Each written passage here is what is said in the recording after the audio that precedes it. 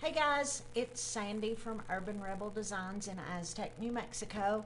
I wanted to get on here tonight and show you just a couple of quick, simple things that would be great for Easter or for your home decor, and also give you a little bit of idea on a different way to use gator hide and get you thinking about different ways to use the Dixie Belle products. So I know this is going to show up backwards on your screen. Trust me, it's not. That's just the way Facebook shows it, and I haven't figured out how to flip it. Hello ladies, how are you? We are giving away an 8-ounce jar of paint, your color of choice, tonight. But I want to see who can tell me what you need to do to be entered for a chance to win. Let's see how many people pay attention. Hello, Dixie Belle. What we're going to be making tonight is the companion piece to this, and like I said, I know it shows up backwards. I apologize for that. But we're concentrating on doing the shadow stripes. Can you see that? And if we have time, I'll show you how to do my little tribute to Mary Engelbreit. She's one of my favorite artists, and that's where this idea came from. So I'm going to set this aside. Let me pull my stencil up. And what I have here is a 12 by 18 regular canvas. You can get them at Hobby Lobby. You can order them online. You can get them at Michael's. We don't have a Michael's in the area, so I always forget about that. Just anywhere that you can find just your regular old canvas. This one is 12 by 18. I have done one coat of in the navy. Is that not a gorgeous color? Oh good, I see I have another Mary Engelbreit fan. So I just did one coat, and you can tell that it still looks a little streaky, but what we're going to do, you're never going to see it. And I'm using gator hide tonight in a little different way. So I just poured probably about 4 ounces in my cup, and I'm going to use some mica powder. You can order mica powder online. I think you can get it at Hobby Lobby. You may even be able to get it at Walmart or Sam's. Hi Jeannie. So I am taking like maybe half a teaspoon. Isn't that gorgeous? This is called pearl mica. And I'm just going to sprinkle. I'm going to take one more because I want to have enough to show. I'm just going to sprinkle it in my gator hide and put the lid back on before it goes flying everywhere. Hi Betty. So I have my husband here helping me keep up with the comments because it's hard for me to read and paint at the same time. Have we had anybody that answered the question on what you need to do to be entered to win the 8-ounce jar of paint? Not that I've seen. Okay. So there are a few of you on here who are regular watchers, so you know what you need to do. So get on here and help everybody else out and let them know what you need to do to be entered for the chance to win an 8-ounce jar of Dixie Belle paint, your choice of color. And I'm going to give it 24 hours after the video ends, and then I'll pick the winner. So all I did was mix the mica powder in my gator hide. And we're going to do something fun on this one because it's the companion piece to the first one that I showed. And what we're going to do, if I can find it, sorry, is we're going to do some wood graining. So I'm just taking my Dixie Belle large flat synthetic brush, and I'm going to paint the entire front of this.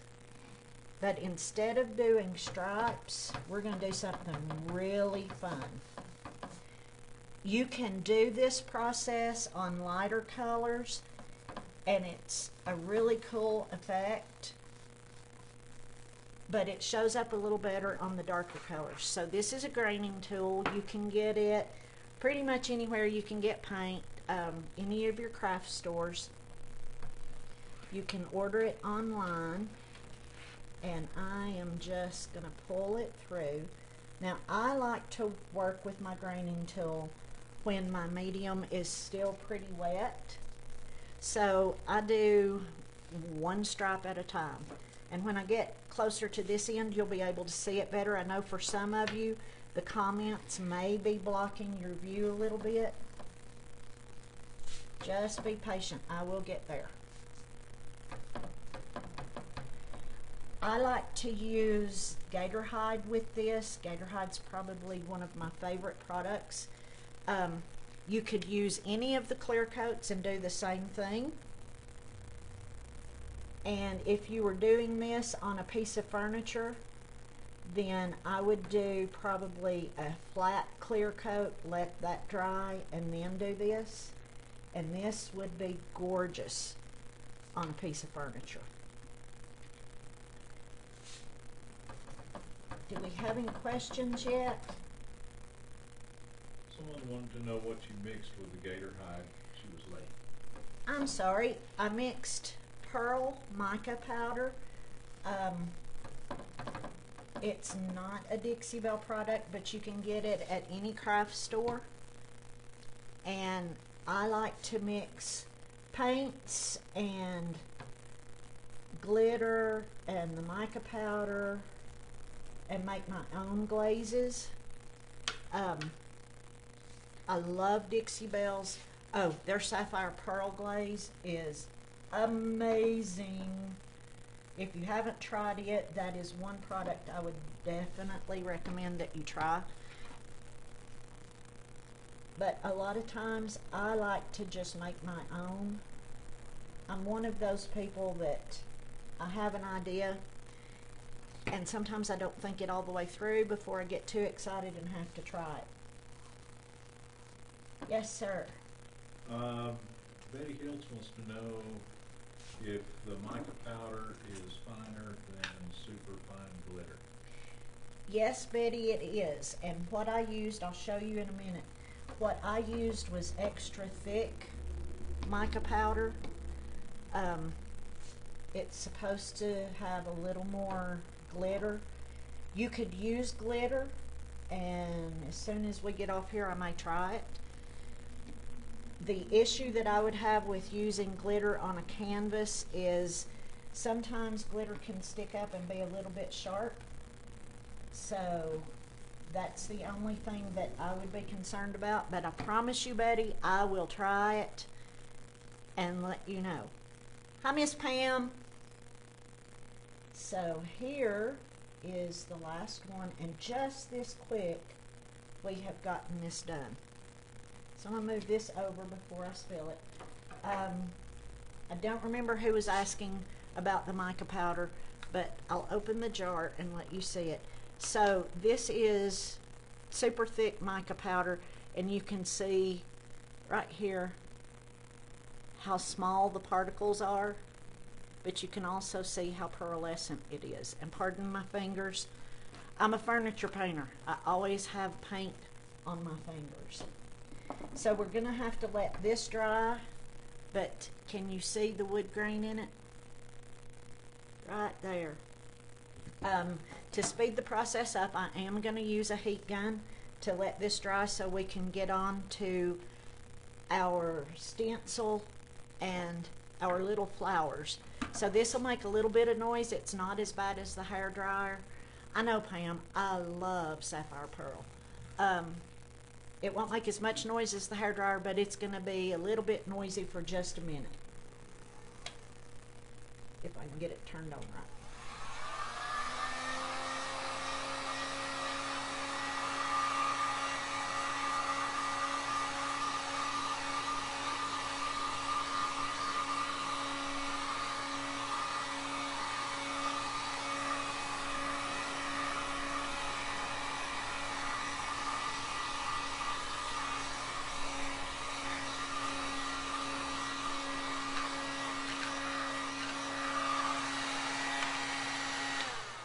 I'm sorry, I've got a lid blowing around right here.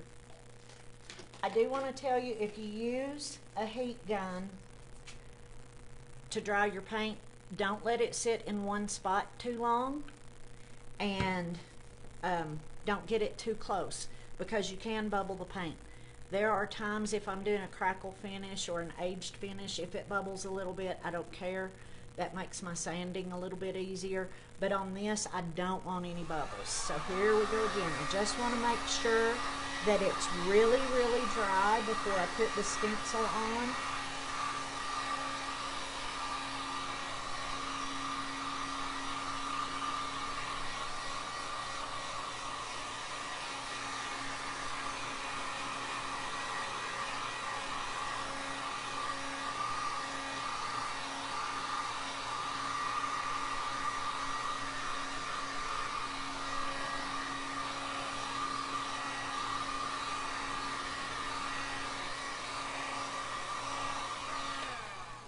Okay, I'm going to give that a couple of more seconds, and I'm going to hold it up. So you can see when you use the graining tool, you can see right in here that it causes some ridges. That's what gives you the graining effect, and it takes those a little bit longer to dry. Now, on the original one that I did, I simply taped it off with the blue painter's tape, and I can show you quickly an easy way to do that so that you keep your stripes even. Let's see if I can lay this down here. There we go. So when I'm taping off stripes, I start my first one on the edge, and I lay my tape down. Actually, I'm going to tear it off first. And I lay my tape down, and then I take just another shorter piece of tape, and I'm going to put it just about the center, and that's going to be my spacer. So I know when I come back with my next piece of tape, I just line it up with the edge of that. And then I would continue all the way across and remove this before you paint. This helps you keep your spacing even, and it also helps you keep your lines straight. And then I will go back with a credit card, or today I used my driver's license, and burnish the edges down before I go over it with the gator hide. And that's how I created the shadow stripes. So let's go back and check this and see if it's dry enough that we can move on to the next part. And it looks like we're going to have just a couple of spots. So let me hit this really quickly again. I apologize for the noise, and it's hard to talk over the noise. So I've got just a couple of spots.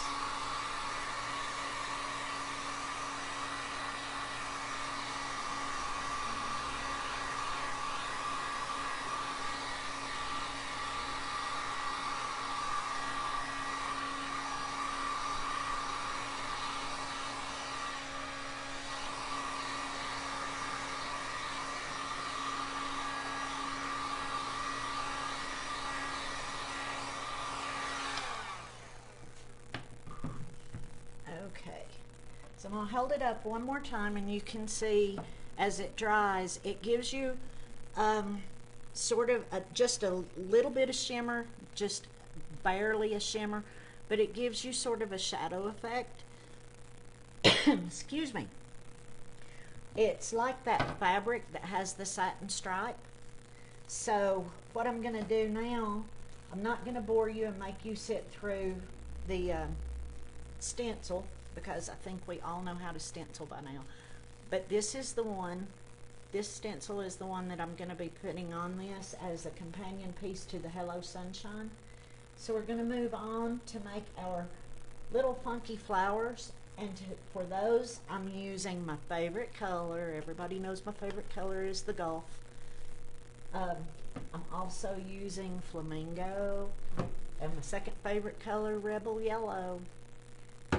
And to make these flowers, it's super simple. I watched Andy of Andy's Chairs this morning, and he was painting roses, and they were gorgeous. I wish that I was that talented. So I have to do the best I can with what God gave me. And he gave me a curious mind. So I put my paint in these squeeze bottles. I know a lot of the retailers use the FIFO bottles. This one is not. It's just one of the regular condiment bottles that has the little tube at the top, and we need that. When we do our flowers, we're going to do them really simply. So I'm going to make sure that my paint is down to the bottom. And all we're going to do, I'll do over here, is we're going to do a swirl with one color, and then we're going to come back in with another color, and we're just filling in the center.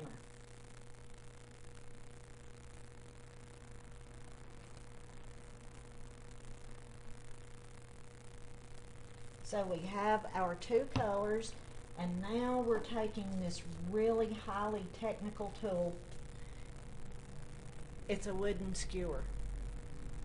And all I'm going to do is I'm going to start, and I'm going to swirl around and kind of swirl the colors together and fill in any holes. And there we have one flower. And now we're going to come back and we're going to do a couple of smaller ones, and I'll try to hold it up, but this paint is a little thick because I'm putting it on a little thick. So holding it up, it may make it drip, but I will do my best. And then I take my technical skewer and we're just swirling them around. And there we have two of our flowers. So this light's not great. Let's see if I can. There you go. And I'll finish the flowers. I will let it dry at least overnight before I try to stand it up or hang it. I got a couple of spots of paint on here, but I can get those off.